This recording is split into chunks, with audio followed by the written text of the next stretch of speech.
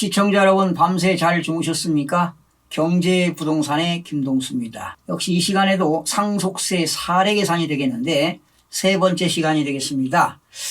자, 여러분들이 이 내용 아시면 완전히 상속세 전문가가 되고, 여러분들이 이 내용을 아시면 과연 우리 집의 상속세가 얼마나 올까, 이 내용을 여러분들이 충분히 계산하실 수가 있습니다. 자세하게 한번 살펴보겠습니다. 자, 피상속인이 거주자로서 과세가 되는 경우니까 과연 상속받은 재산이 얼마인데 상속세가 얼마나 오는가, 여러분들 한번 가늠해 보시기 바랍니다. 피상속인의 정보입니다. 피상속인은 국내에 주소를 두고 있는 거주자가 되겠습니다. 역시 상속인도 마찬가지입니다. 상속인은요, 배우자와 자녀가 한 사람입니다. 그런데 자녀는 만 20세로서 성년이 되겠고요.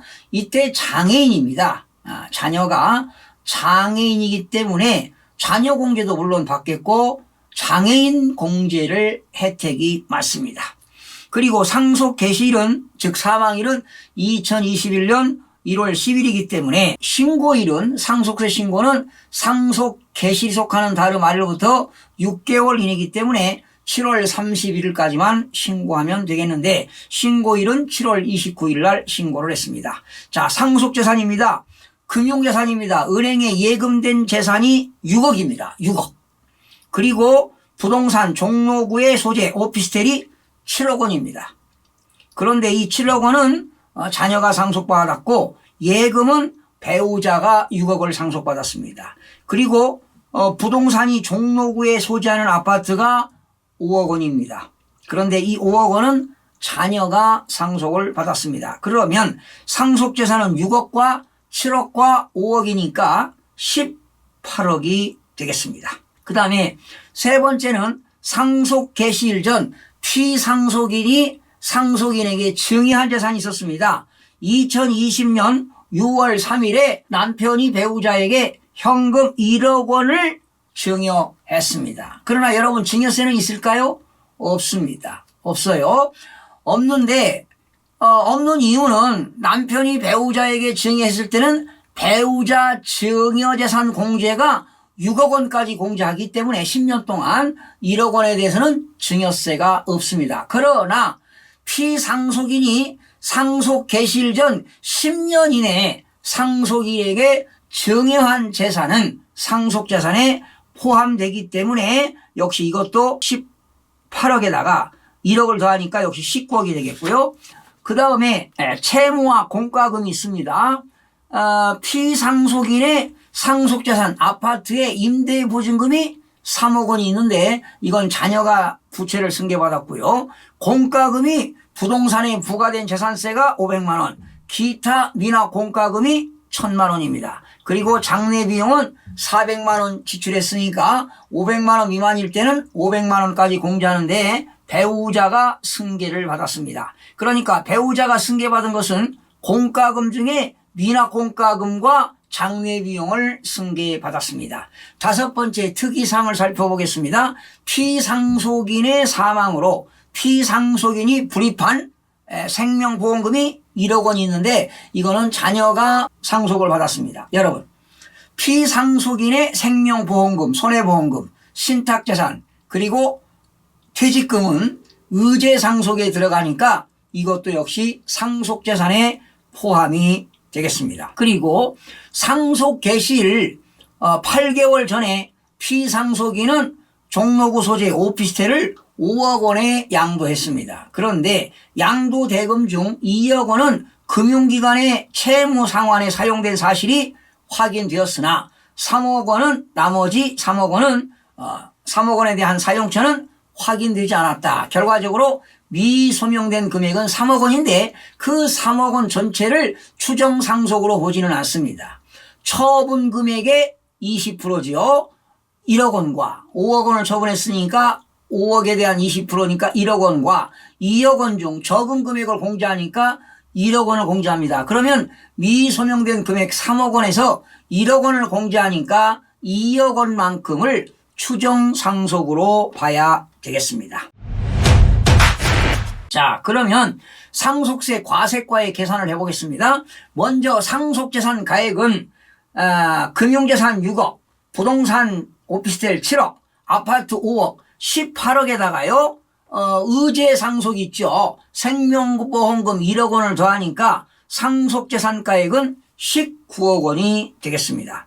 그리고 여기에다가 상속 개시일 전 처분재산이 추정상속이 2억이니까 2억을 더하니까 21억 원이 되겠습니다. 거기 21억 원에다가 또 더하는 게 있습니다. 피상속인이 상속 개시일 전 10년 이내에 증여한 재산이 1억 있었으니까 총 상속재산가액은 22억으로 봐야 되겠습니다. 그러나 이제 여기서 채무 등 공과금을 공제하겠죠. 얼마입니까? 공과금이 1,500만 원이 되겠고, 그리고 장례 비용이 500만 원 되겠고, 그리고 상속받은 재산에 대해서 임대보증금이 3억이 있기 때문에 채무 등 공제 금액은 3억 2천이 되겠습니다. 그러면 3억 2천이죠. 거기다가 이제 사전에 피상속인이 상속인에게 증여한 재산가액을 1억을 더하니까 총 22억에서 상속공제 3억 2천만 원을 빼니까 상속세 과세가액은 18억 8천만 원이 되겠습니다. 다시 한번 정리합니다. 상속재산가액 19억에서 상속 개시일 전 처분재산 추정금액 2억 원에다가 채무 등 공제금액 3억 2천만 원 빼니까 17억 8천에서 사전 증여재산가액 1억을 더하니까 18억 8천만 원이 되겠습니다. 그러나 상속재산가액 총액은 22억이 된다, 이런 얘기 되겠습니다. 자, 그러면 상속세 과세표준을 한번 살펴보겠습니다. 과세표준은 상속세 과세가액 18억 8천만 원에서 상속공제액을 빼게 되면은 상속공제액과 감정평가 수수료를 빼게 되면 상속세 과표가 나오는데, 상속공제액은 얼마가 될까? 이제 이게 중요한 거예요, 여러분. 여기서 이게 중요한 건데, 자, 상속공제액은 지금 16억 1천만 원을 공제했는데 이 16억 1천만 원이 어떻게 나왔는가 잘 살펴보시기 바랍니다. 이게 어렵습니다. 기초공제 2억 맞죠? 그리고 기타 인적공제는 자녀공제가 있고 미성년자 공제가 있고 연로자 공제가 있고 장애인 공제가 있어요. 그러면 자녀공제니까 얼마입니까? 5천만 원 공제가 가능합니다. 그렇죠? 기초공제 2억에다가 자녀공제 5천만 원. 그리고 미성년자 공제는 없습니다. 성년이죠. 20세니까 미성년자 공제가 없고, 연로자 공제도 없습니다. 만 65세 이상인 연로자 공제가 있다면 1인당 5천만 원 공제하는데 연로자 공제도 없습니다. 장애인 공제가 있네요. 장애인 공제. 지금 성년이면서 20세가 되겠는데요. 장애인은 1인당 1년에 1,000만 원을 공제합니다. 그런데 기대 여명 연수가 83세이기 때문에 지금 성년이 20살이기 때문에 63년을 곱해야 됩니다. 기대 여명 연수. 앞으로 이 성년인 20살 먹은 성년은 앞으로 63년을 더 살 수 있다는 것입니다. 그러니까 1년에 1,000만 원씩 63년을 곱하니까 6억 3천만 원이 나옵니다. 그래서 여러분, 통계법 제18조에 따라서 통계청장이 승인하여 고시하는 통계표에 따른 성별, 연령별 기대 여명 연수 63년입니다. 그러니까 63년에 1,000만 원을 곱하니까 장애인 공제가 6억 3천이 되겠습니다. 그러면 자녀 공제 5천만 원에다가 장애인 공제 6억 3천이니까 기타 인적 공제가 6억 8천입니다. 6억 8천. 거기다가 기초공제까지 더하니까 8억 8천이 되겠죠? 그러면 여러분, 기초공제와 기타 인적공제가 일괄공제 5억을 공제할까요? 8억 8천을 공제할까요? 당연히 8억 8천을 공제해야 됩니다. 8억 8천을 공제해야 됩니다. 자, 그리고 배우자 공제입니다. 배우자 공제. 여러분, 배우자 공제는 지금 배우자 공제가 5억 9천만 원 공제라고 나왔는데 이 5억 9천만 원이 어떻게 나왔는가? 자, 살펴보겠습니다. 여러분, 먼저 지금 여기서는 지금 상속을 받았는데요. 배우자가 어떤 재산을 받겠다. 그리고 자녀는 어떤 자산을 받겠다. 이렇게 지금 구분을 했거든요. 예를 들면은 금융자산 6억 원은 배우자가 받았습니다. 그리고 오피스텔 7억 원과 부동산 소재 5억 원은 자녀가 상속받았어요. 그러니까 지금 자녀가 상속재산이 많네요. 원래는 배우자가 많아야 되지 않습니까? 민법상 배우자는 1.5, 자녀는 1이니까 원래 2.5분의 배우자는 1.5, 자녀는 2.5분의 1. 그러면 결과적으로 여기서 배우자가 원래는 민법상 상속지분이 60%고 자녀가 40%인데 지금 배우자가 많이 받질 못했어요. 그렇다면 민법상 배우자 상속재산을 한번 살펴보겠습니다. 여러분, 총 상속재산이 22억 아닙니까? 금융재산 6억, 부동산 오피스텔 7억, 부동산 소재 5억, 18억에다가 현금 증여한 거 1억도 하니까 19억, 의제 상속 1억이니까 20억, 거기에다가 추정 상속 2억을 더하니까 22억이죠. 22억에서 채무 공제 장례 비용 말고요. 채무와 기타 공과금 3억 1,500만 원을 빼니까 18억 8,500만 원을 상속받은 재산이 되는 거예요. 그중에 거기서 민법상 상속 지분이 배우자가 1.5기 때문에 60%입니다. 그러면 18억 8,500만 원에 60%를 곱하게 되면은 실제로 배우자의 민법상 상속 지분이 11억 3,100만 원입니다. 11억 3,100만 원인데요. 11억 3,100만 원인데 배우자가 만약에 이걸 받았다면 11억 3,100만 원을 공제해야 되는데 배우자가 얼마를 받았느냐? 6억, 금융재산 6억입니다. 6억 받았죠? 그리고 빚을 채무 공제한 게 배우자가 공과금, 미납 공과금 1,000만 원을 부담했으니까 결과적으로 배우자가 실제 상속받는 재산이 5억 9천입니다. 그래서 여기서 배우자 공제는 5억 9천만 원을 공제합니다.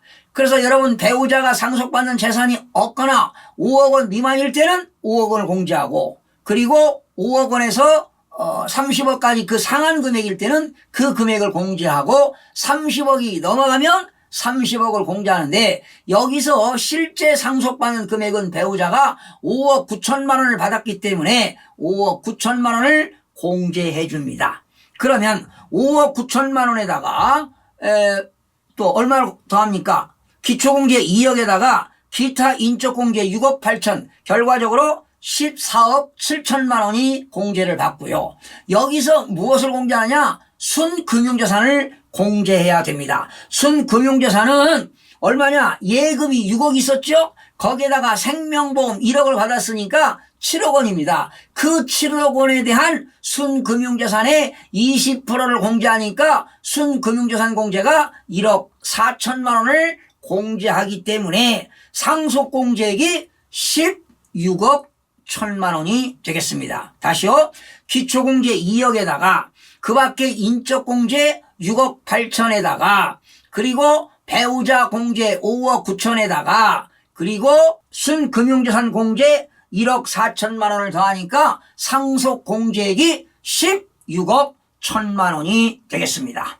자, 그리고 감정평가 수수료 없으니까 0이 되겠고요. 그러면 상속세 과세가액 18억 8천만 원에서 상속공제 16억 1천만 원을 빼니까 상속세 과세 표준이 2억 7천만 원이 나왔습니다. 상속세 과세 표준이 2억 7천만 원이 나왔어요. 그러면 상속세 과세 표준 2억 7천만 원이면 세율은 얼마입니까? 과표가 1억까지는 10%, 1억에서 5억까지는 20% 아니겠습니까? 그러면 2억 7천만 원에 20%를 계산하니까 5,400만 원인데 여기서 누진공제 1,000만 원을 빼니까 상속세 산출세액은 4,400만 원이 되겠습니다. 그런데 여기서 6개월 이내 신고하게 되면 신고세액 공제 3% 공제하니까 132만 원 신고세액 공제를 빼니까 차가감 납부할 세액은 4,268만 원이 되겠습니다. 상속세 산출세액 4,400만 원에서 132만 원을 빼니까 4,268만 원이 차가감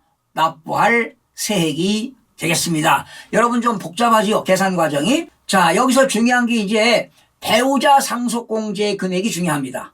그리고 기타 인적공제를 공제하는데 기초공제와 기타 인적공제 합쳐서 5억이 넘어가면 그 금액을 공제하고요. 실제 상속받는 금액을 공제하고 5억 원이 안 되면 일괄공제 5억 원을 공제하는 것을 여러분들이 알으셔야만이 이 상속세를 계산할 수가 있습니다. 다시 한번 정리하면은요. 추정상속입니다. 여러분 추정상속이 안 되려면은 상속 개시일로부터 피상속인이 돌아가시기 전 3년 전 4년 전에 재산을 처분하는 것은 그것은 소명할 필요가 없다는 것입니다.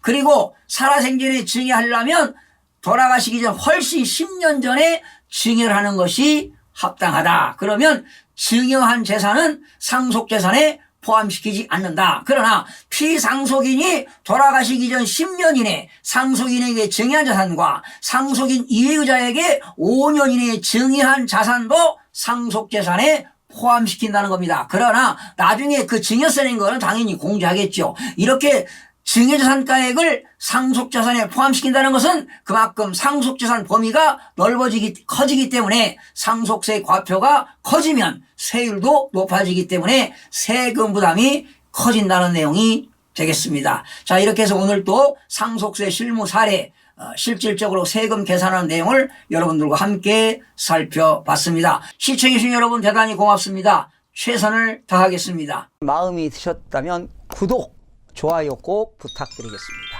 고맙습니다.